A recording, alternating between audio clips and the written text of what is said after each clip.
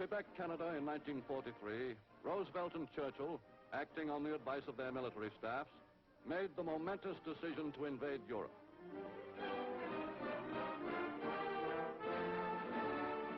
Three months later at Turan, Roosevelt, Stalin, and Churchill met, and the invasion date was set so that it would coincide with the Russian offensive.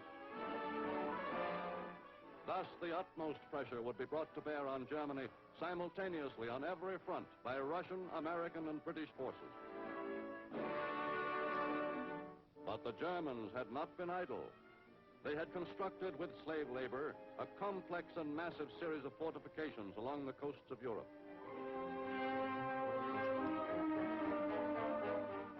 Heavy gun emplacements, minefields, tank traps, and pillboxes formed a barrier beyond which it seemed no enemy could pass.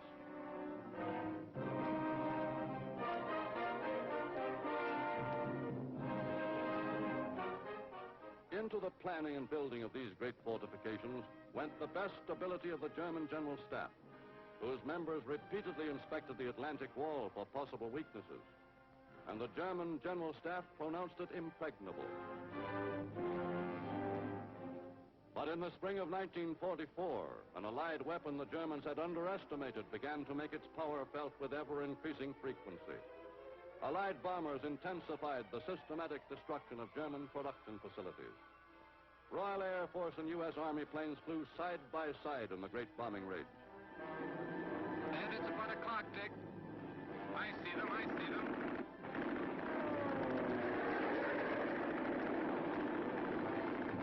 Confirm that one, Mike. He's burning.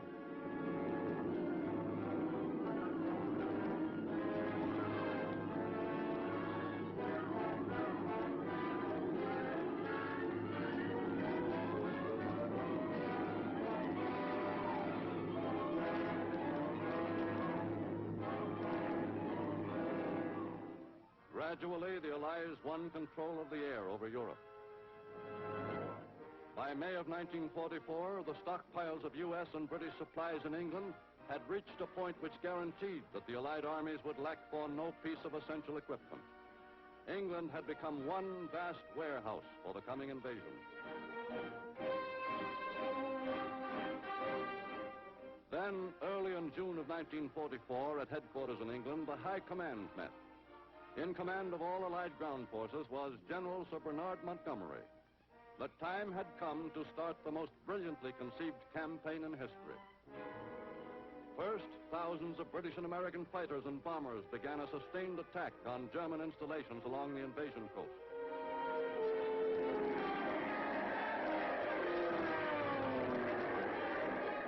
German trains, airfields, and planes were strafed in lightning, low-level attacks.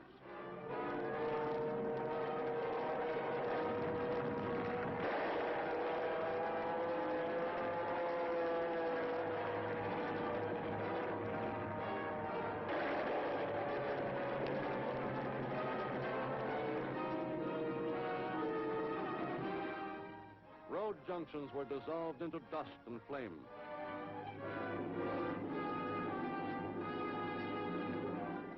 Then came June 6th, 1944, a day which marks a step forward in the progress of mankind. British and American warships tossed thousands of tons of high explosives on enemy beach defenses and strong points.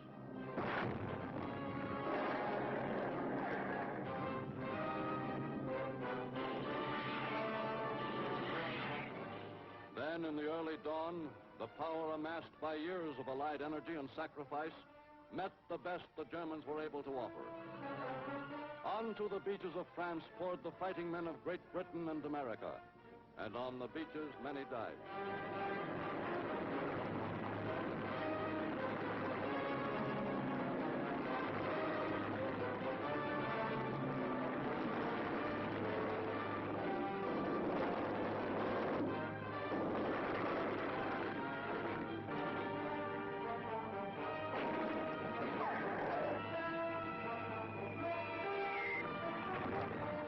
After 24 hours of desperate fighting, the first phase was over.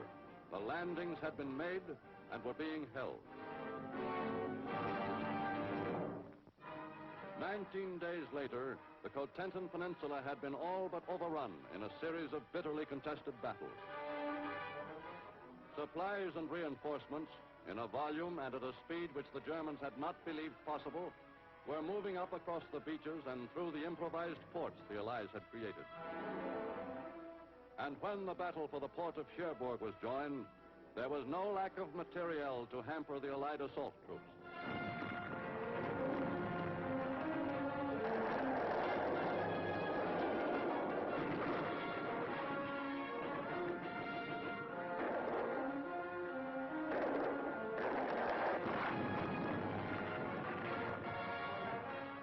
By June 27th, the last of the German garrison troops had surrendered, and the Allies were assured of what they most needed, a deep-water port.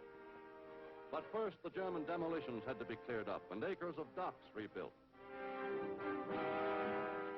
Within a few weeks, American engineers had performed miracles of improvisation, and the port's capacity to handle freight was raised to more than its pre-war level.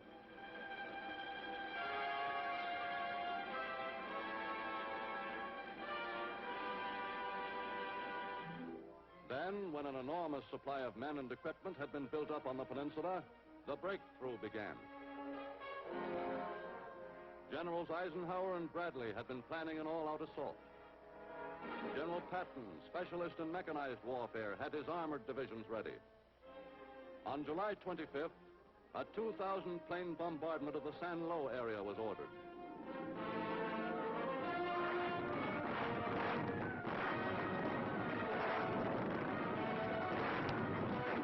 Within hours, Patton's tanks and men began to pour through the gap.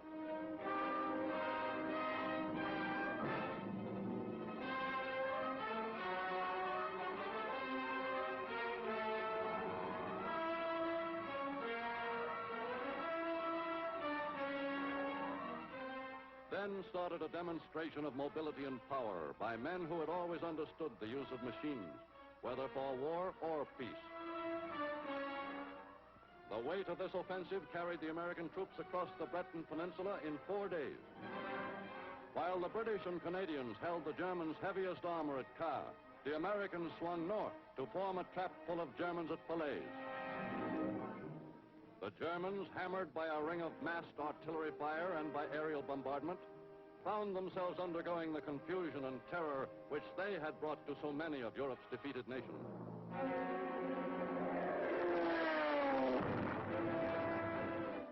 South of Caen, the British and Canadian armies withstood the frantic efforts of the Germans to break out of the trap.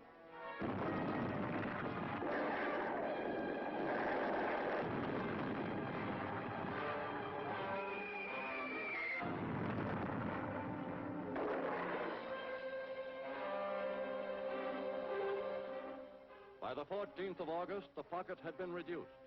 German offensive strength in western France was broken beyond any chance of recovery.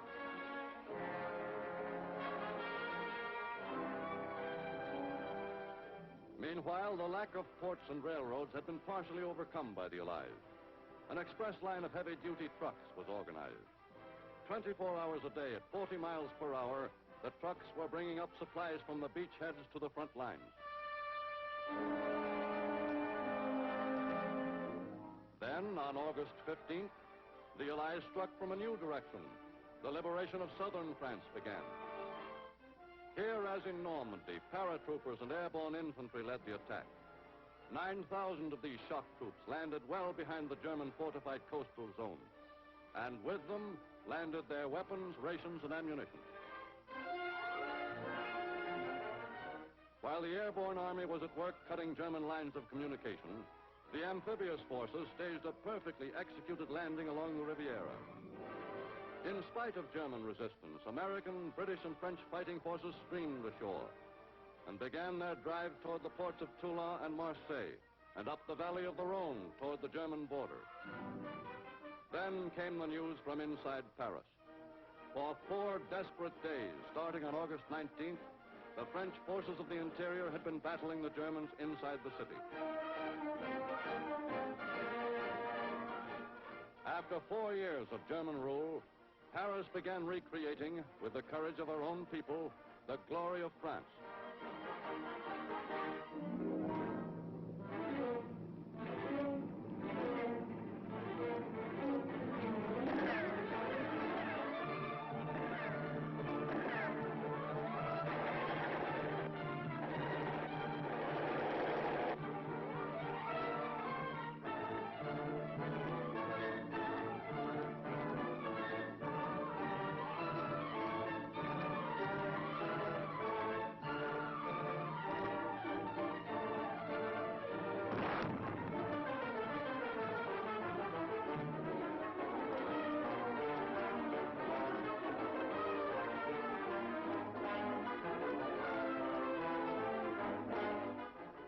After merciless fighting, during which individual heroism was often pitted against German tanks, the FFI issued a call for help.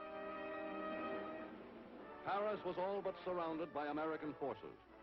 To restore France's faith in her own arms, the assignment to free Paris was given to the French 2nd Armored Division. Quickly, the French division, with its American equipment, moved up to Paris.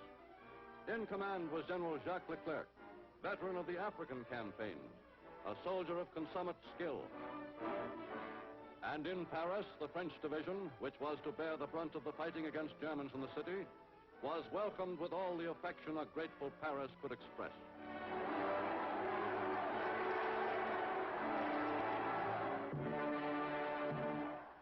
Now that the French, reinforced by professional soldiers, had tank to pit against tank, the outcome could not be in doubt.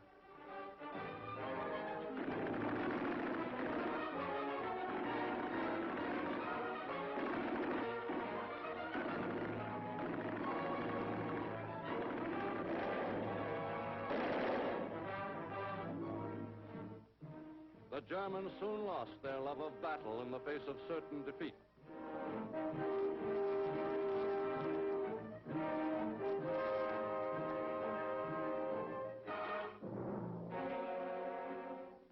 By August 25th, Paris was free again.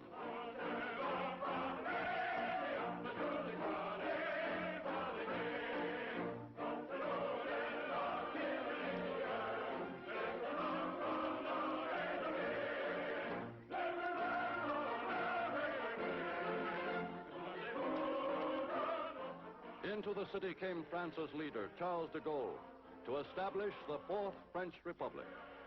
In his person were centered the faith and hope of the French people that France would become once more a great and radiant power.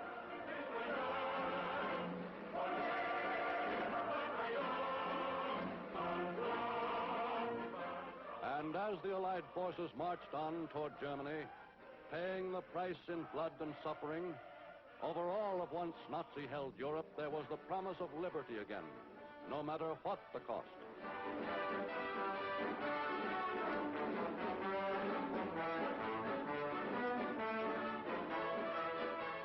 For that liberty which Paris now enjoys is a condition of life without which no democratic nation can exist.